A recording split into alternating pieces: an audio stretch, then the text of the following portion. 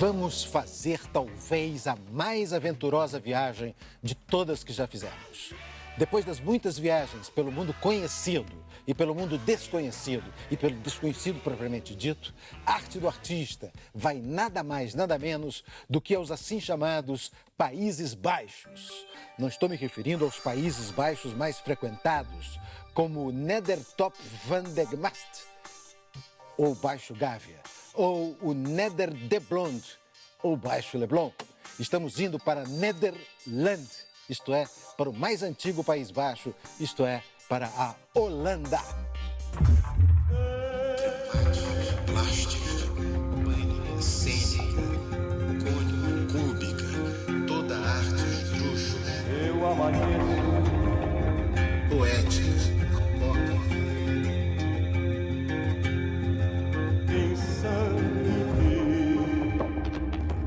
Eu canto a arte elástica.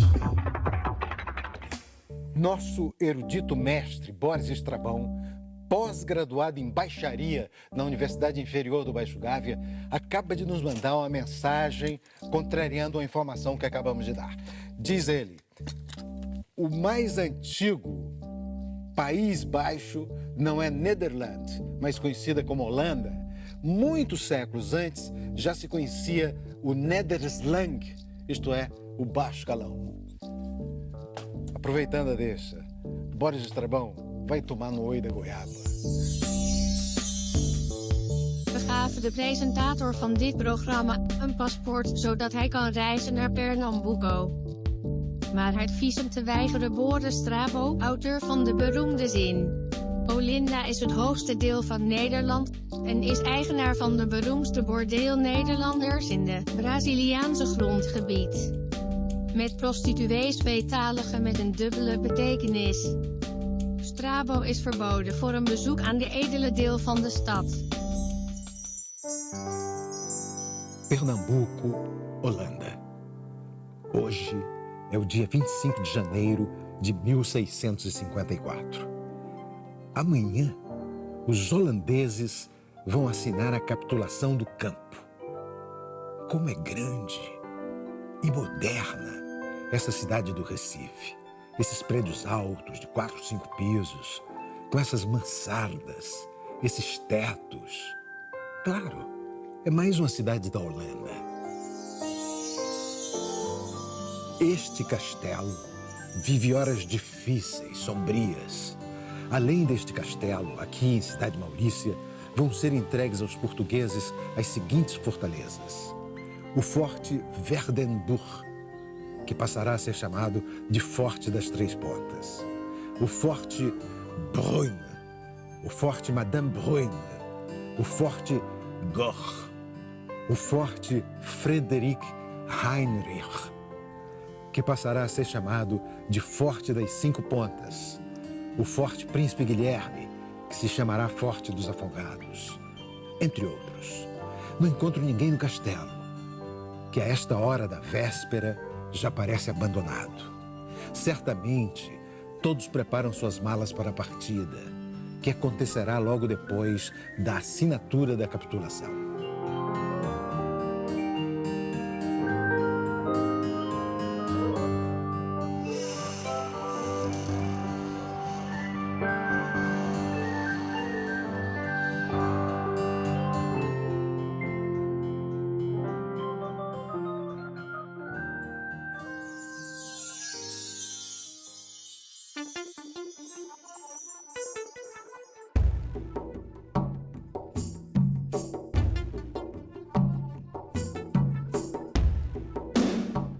E aqui estão os cintos de castidade com que preservam suas mulheres dos ataques de tropas inimigas.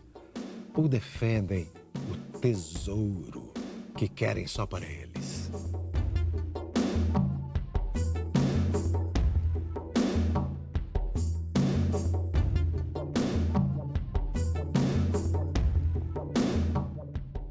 São muitos os inimigos que sonham com elas, com sua beleza, seus carinhos, seus favores.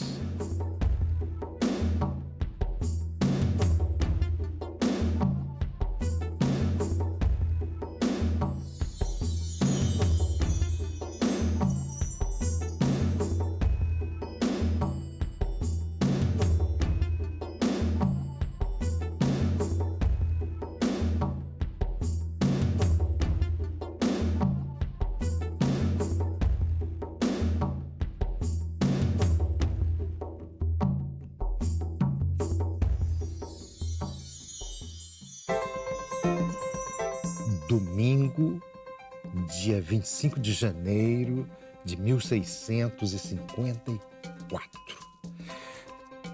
Precisa acertar também o meu relógio.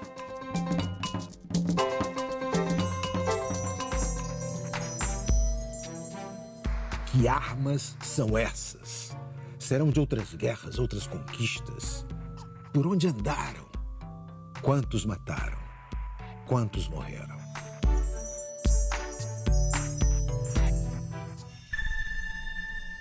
Aqui estão eles, que vão para a luta. Ei, esperem. Vocês vão perder. Não adianta a proteção das armaduras nos seus corpos, dos corpos dos seus cavalos. Vejam, eu estou aqui diante de vocês para evitar essa guerra inútil.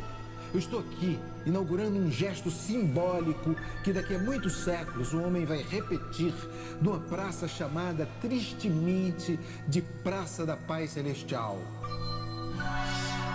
Me despeço de você que não tem discernimento próprio e é levado para onde não gostaria de ir se soubesse o que te espera. Adeus, amigo.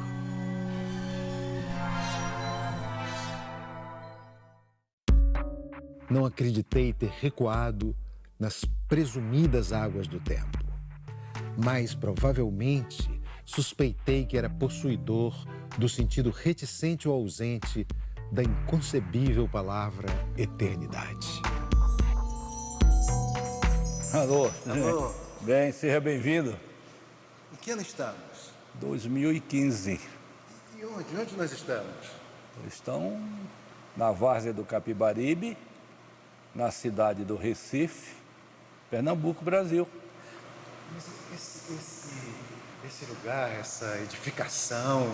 É um capricho de um colecionador.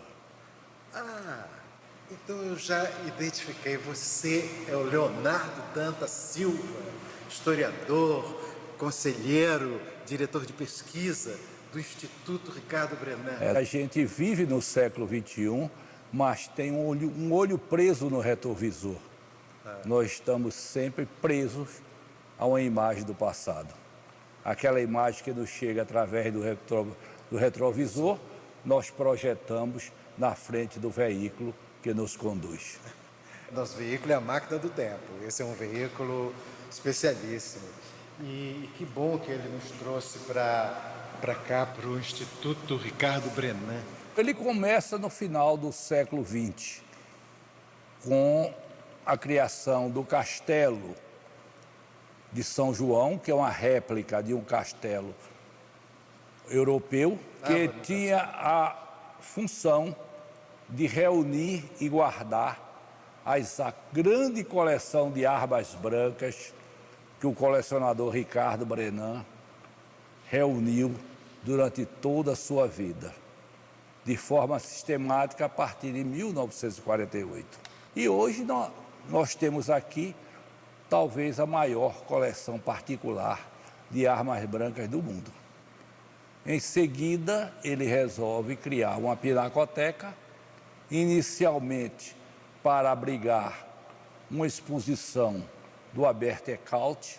Albert Eckhout foi um pintor holandês que esteve aqui entre 1637 e 1644, quando Pernambuco era governado pelo conde João Maurício Nassau-Siegen.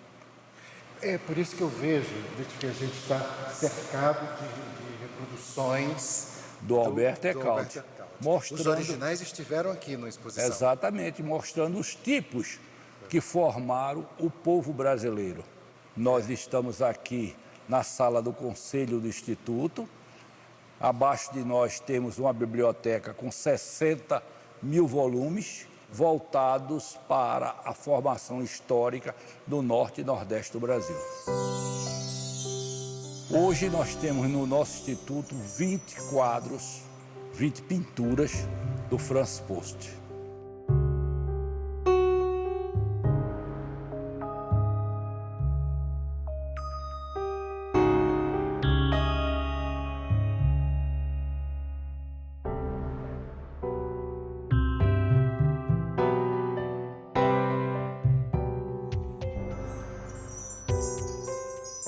E temos também o relatório do conde João Maurício Nassau, escrito por Gaspar Barlels, originalmente Caspar van Barle. Ele foi publicado num grande livro, todo ilustrado por Franz Post, e essas são as primeiras imagens feitas por um artista da escola flamenga das Três Américas. E daqui a Europa conheceu o Novo Mundo. Nossos coqueiros, os nossos cajueiros, a nossa mandioca, a nossa cana-de-açúcar, todas as nossas florestas, o costume dos índios, os costumes dos negros, o culto africano, também, mais ainda, um tratado de história natural chamado De Medicina Brasiliense, porque ele é todo escrito em latim. Latim era era o inglês da época. Por William Piso e Georg Marggraf. Então, as primeiras imagens dos tipos brasileiros, dos animais, dos vegetais, são 448 pranchas, foram feitas aqui em Pernambuco. Se você hoje quiser fazer uma tese de história natural sobre qualquer uma das suas facetas, você tem que começar pelo livro do Piso e do Marggraf, que foi impresso na Holanda, em Amsterdã, em 1648. E você tem aqui... Nós temos 2 exemplares da primeira edição. Temos toda uma coleção praticamente completa do que se publicou no Brasil no século XVII. Se hoje nós não temos grandes obras em pedra e cal, grandes obras em patrimônio construído, nós temos um patrimônio editorial invejável. Dos artistas, a gente... O Nassau trabalhava com 6 pintores. Então, temos o Eckhout, temos o Georg Marggraf, que também desenhava e pintava, e temos o Zacarias Wagner, que foi o primeiro a desenhar, vamos dizer, uma crônica diária dos tipos, do tipos menores das ruas, como ele é o primeiro a registrar uma roda do culto afro-brasileiro. Depois temos o final do século XVIII e todo o século XIX. Todos os grandes pintores que passaram pelo Brasil no século XIX, nós temos exemplares dele. Ou mais. São 98 pintores que documentaram o Brasil no século XIX. E aberto ao público. Isso com o suporte de uma biblioteca de cerca de 60 mil itens, inclusive com um grande arquivo de música colonial brasileira. E mais a maior coleção de estudos de bibliografia sobre o período holandês e sobre a história do açúcar. E não só isso, nós temos também ainda uma capela. Capela a gente chama capela, na realidade é uma catedral. Ela tem a lotação dela para 550 pessoas. Capelinha, né? E com a altura de pé, a altura da cumieira, porque ela é uma construção gótica, ela tem 26 metros de altura. Baixinha, né? Então isso dominando a paisagem. E uma curiosidade, uma paisagem que tem uma ligação com o Brasil holandês, porque estamos no engenho que pertenceu a João Fernando de Vieira. Quem foi ele? Ele foi, na realidade, o grande comandante da reação, da insurreição pernambucana, a partir de 1645, visando a expulsão dos holandeses, que ele vai conquistar em 1654. Então aqui era o engenho do João Fernandes Vieira. Exatamente. Tanto é que nós chamamos isso aqui, e está em todos os cartórios, como São João da Várzea. Temos que interromper o programa. Os marcianos invadem a Terra. Orson Welles mandou os marcianos embora. Volta o programa. Essa mistura de tempos, Leonardo, essa mistura de épocas. Por exemplo, eu vi ali, entre as armas, mosquete Era o na que, época do... era o que um mosquete de pederneira, que era considerado o top de linha em 1648 e em 1649. Então, portanto, essa arma, em tese, podia até ter alguém ter usado aqui. Eu gosto da ideia de pensar que ela, por exemplo, ela foi trazida já muitos séculos depois pelo Ricardo Brenan. Aqui nós temos curiosidade. Eu tenho a ideia que a peça procura o colecionador. Por isso que eu digo que eu gosto de pensar assim, que essa voltou para o Brasil, que ela teve aqui, voltou com um determinado holandês no retorno à Europa, e aí ficou perdido em algum lugar e se ofereceu ao Brenan para ele trazer. Se a gente for por aí, a gente vai navegar muito. A gente vai navegar muito desse universo. Só você imaginar, esse homem, ele foi a vida toda um industrial. Ele era um capitão de indústria. Ele era o maior industrial de Pernambuco. Ele chegou a fazer mais de 20 indústrias. Começa com açúcar. De açúcar passa para cerâmica. Então eles partem para uma fábrica de azulejo. Para isso ele vai para a Europa aprender como se faz azulejo. De lá ele traz da Alemanha uma fábrica de azulejo para Pernambuco. Com isso, ele traz também umas famílias de Portugal para fazer uma fábrica de porcelana, 48 famílias. Depois, ele resolve fazer uma fábrica de vidros. A fábrica de vidros vem louça sanitária. Depois ele entra em cimento. Ele chega a ter 6 cimenteiras. Um dia, o grupo português do final do século XX, um grupo português vem e compra as 6 fábricas dele de cimento. Há pouco tempo ele tinha vendido a melhor usina de açúcar de Pernambuco, que era a Trapiche. Com isso aí, ele resolve fazer um reestudo nas ações da família e ele pensa em criar uma coisa para o estado dele, onde ele diz, onde eu ganhei todo o nosso dinheiro. Então ele cria aquilo que ele chama o Instituto Ricardo Brenan, em homenagem ao tio, do qual ele herdou o nome, que por sua vez já é o nome do avô dele, Ricardo Brenan. Então ele cria o Instituto Ricardo Brenan e aqui ele começa dando um espaço, um cenário para as armas. E ele resolve voltar suas vistas para o Brasil holandês. E tem um propósito, resgatar para Pernambuco aquelas imagens que os holandeses deixaram e construíram no século XVII.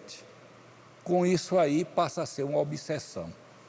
E ele ganha o mundo em busca dessas imagens. E ele consegue fazer esta coleção. Não satisfeito, ele ainda coloca dentro da coleção 2 canaletos. 2 cenas de Veneza feitas por Antônio Canal no início do século XVIII.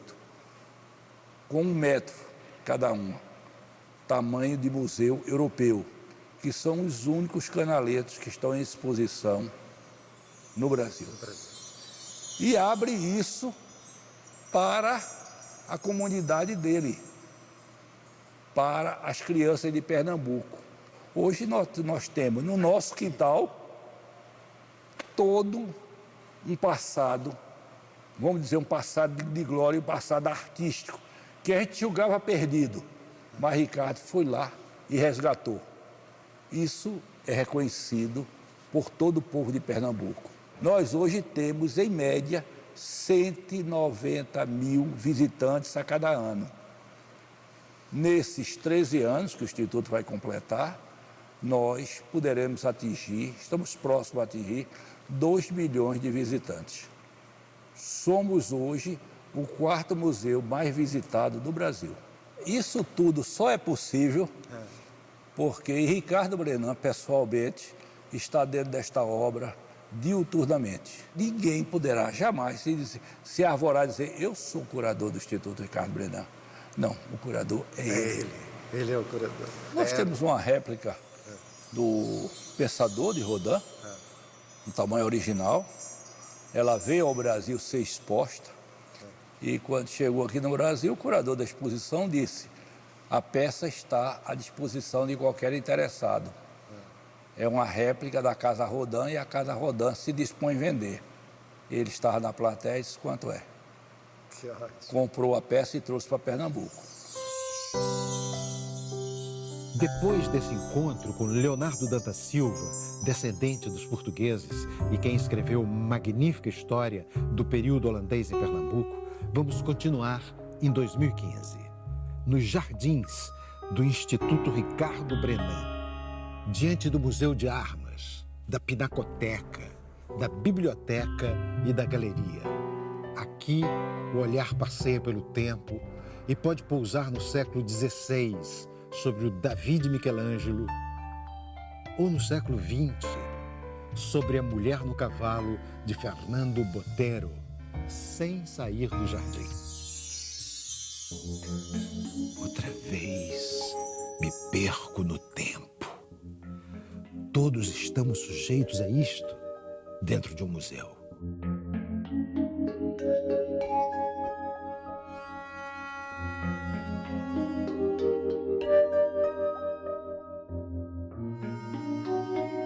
Me perco neste salão onde julgam o secretário de Finanças de Luís XIV, o Rei Sol.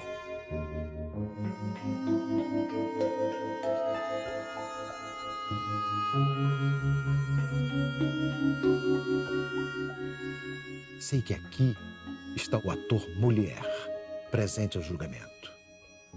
Também nobres, juízes, o cardeal Mazarino, Fouquet, o secretário de Finanças de Luís XIV, recebe a sentença de sua condenação.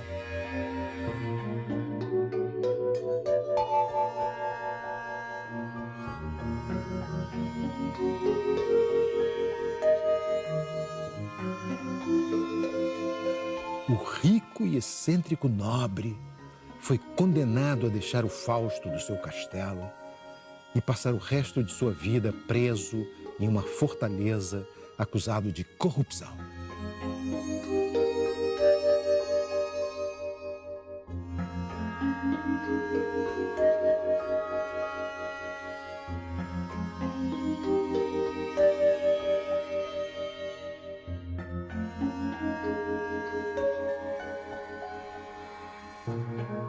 Estou em 1664. Há exatos 10 anos, os holandeses deixaram o Recife.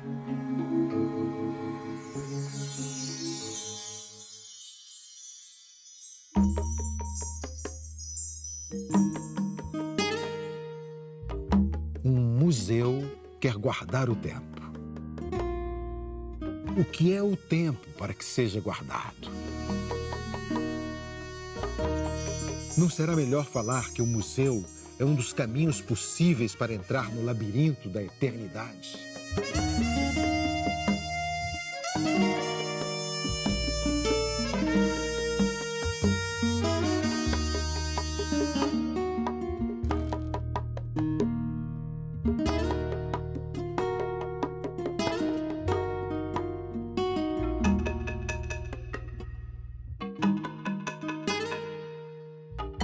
E uma vez dentro do labirinto, procurar bem para nunca encontrar a saída.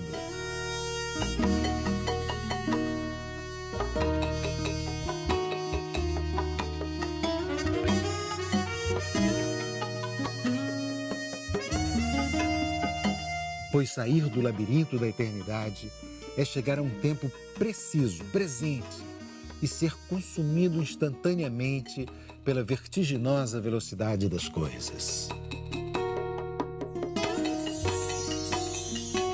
Procurar bem para nunca encontrar a saída. Procurar bem para nunca encontrar a saída. entendo, enfim, o verso do poeta holandês Rutger Kopland. Quem encontra algo, procurou mal.